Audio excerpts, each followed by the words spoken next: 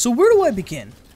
The Halo Wars 2 open beta has come to a conclusion, and it has just been announced that there will be another open beta closer to the release of Halo Wars 2, which has been extended to February 2017.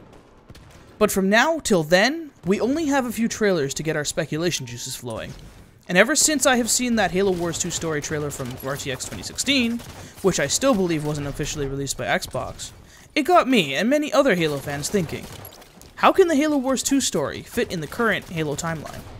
Hello everyone, it's RealMistry here, and welcome back to another video where I voice my opinion or speculate on something Halo related. And today I ask, how can the Halo Wars 2 story fit in the current Halo timeline?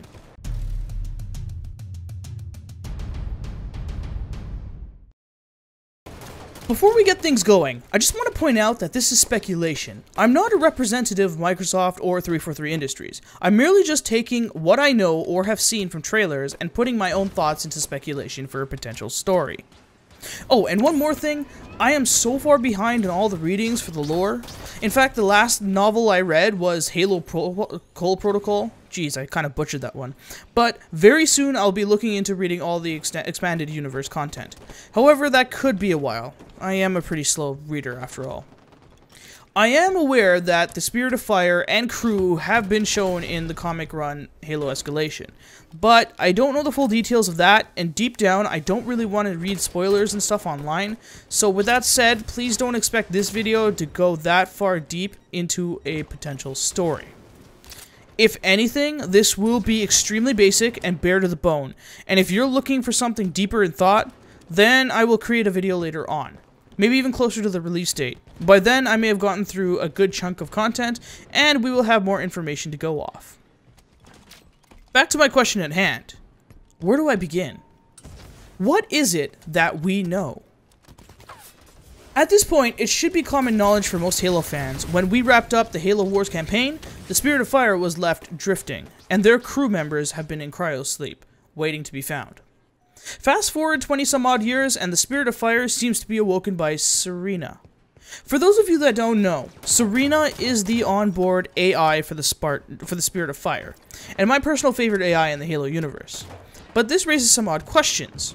If the Spirit of Fire has been drifting for 20 plus years, how is it that Serena is still active? Especially considering AI go rampant after 7 years. I am thinking maybe she has been inactive or in a sleep mode for a large chunk of time, and maybe we will have to deal with her going rampant in Halo Wars 2, or maybe even in the near future. Anyways, the Spirit of Fire finds themselves in front of the Ark from Halo 3. Because the Spirit of Fire has been gone for a while, they don't exactly know anything about the Ark. If anything, they will probably end up investigating, maybe even start to establish a base or some kind of headquarters on the Ark.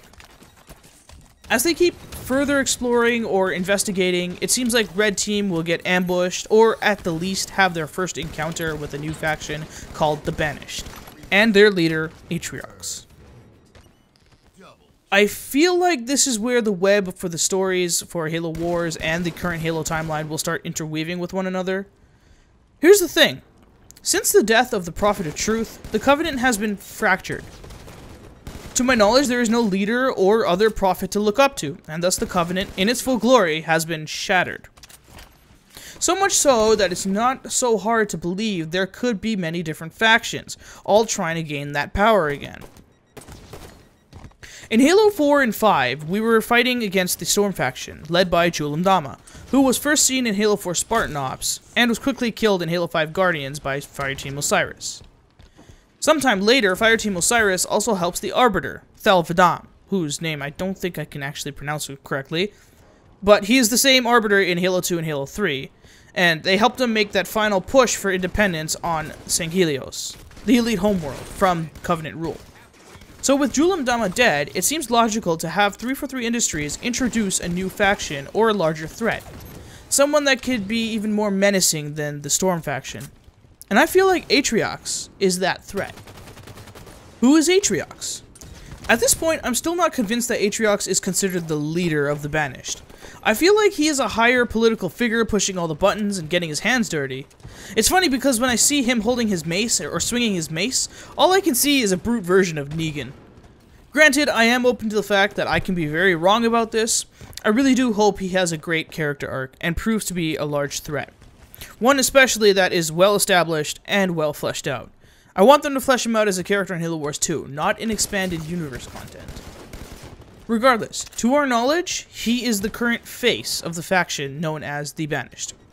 The Banished is a mercenary organization who rose to power after the events of Halo 3, and after the treaty between the elites and humans were formed. It also looks like they seem to be scavengers, because their weapons seem to be salvaged and repurposed. If you look at Atriox in the Know Your Enemy trailer, it looks like he has some UNSC gear on. The introduction of Atriox and the Banished can reintroduce the Brutes and a larger Covenant threat in Halo 6.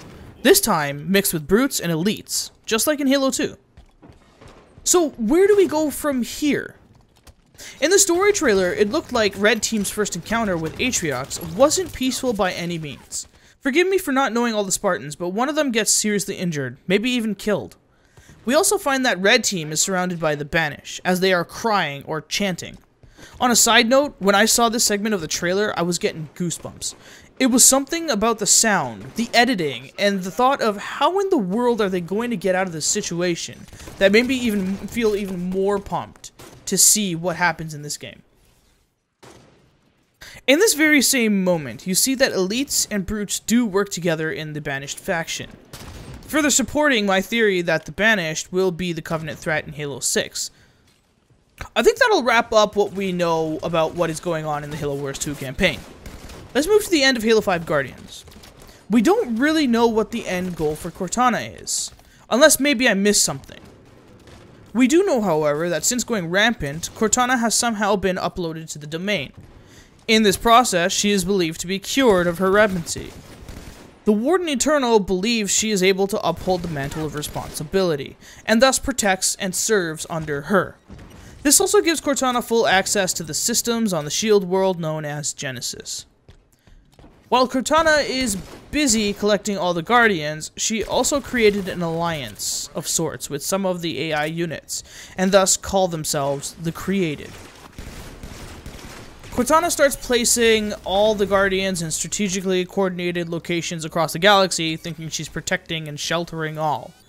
She finally locates the Infinity, and uses a Guardian to stop the Infinity by destroying it, but with quick thinking, Lasky quickly orders an emergency slip space jump. This is basically the same thing that Captain Keyes did prior to Halo CE, and how they came across Installation 04, which is the first Halo ring we see in Halo CE. With all that said, we don't know where Infinity is, but it's a safe bet to say that maybe Infinity will come across Spirit of Fire, or vice versa in the Halo Wars 2 campaign, or maybe even at the end. While all that has happened, Cortana got the Created to start shutting down everything from Earth to other outer colonies. You could think of it as a mass EMP explosion, assuming I understood it correctly. As an added bonus for completing the last mission on Halo 5 Guardians on Legendary, we get a tease of one of the Halo rings turned on. Maybe she plans on activating it and starting fresh? I have no clue. We won't know until Halo 6. But we can speculate, and I love speculating. I feel like we need a little bit more information to start connecting dots, though.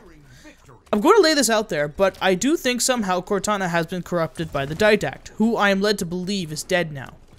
Will Serena be faced with the conflict of joining the Created? If she did, would she? I really hope not, but that's not to say it's impossible.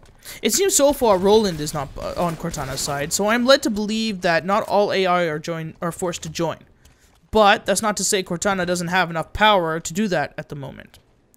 There is something bigger that I think could be officially introduced in Halo Wars 2. It might be an absolute shot in the dark, and this thing is kind of hard to explain. It looks like the conflict in Halo Wars 2 occurs at the Ark. I have no idea what the intentions of Atriox and the Banished is, but maybe, just maybe, somehow the Spirit of Fire and crew might come across and accidentally recover Mendicant Bias. For those of you Halo Sweaties, you might know who I'm talking about, and I'm not quite ready to go into too much detail yet on who that is, only because I've merely heard about him, and did a little bit of digging around after reversing the audio in one of the songs in the Halo 2 soundtrack, which was genius, by the way, and creepy. If anything, I'm thinking the key to help stop Cortana could be on the Ark, or through the Spirit of Fire itself.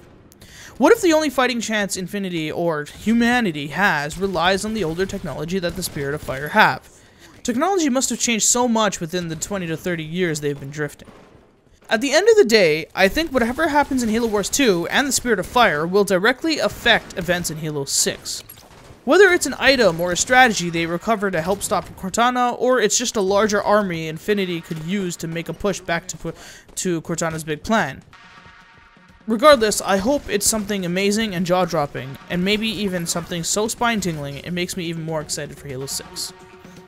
In a sense, I've recapped and kind of built small paths to how Halo Wars 2 can connect with Halo 6, and this is what I can muster up with in the little information I have now. I know it's not much, but I wanted to plant the seed, so to speak. It's a start. I'm still very new to this and developing. So, if you have any theories or speculation on how it all connects, or maybe I missed a whole bunch of things, leave it in the comment section below, and I'll give it a look. I hope you enjoyed watching this content. If you did, give it a like. If you didn't, give it a dislike. And if you want to see more content from me, then go ahead and pulverize that subscribe button. I can't wait to see you all in the next video. Until next time.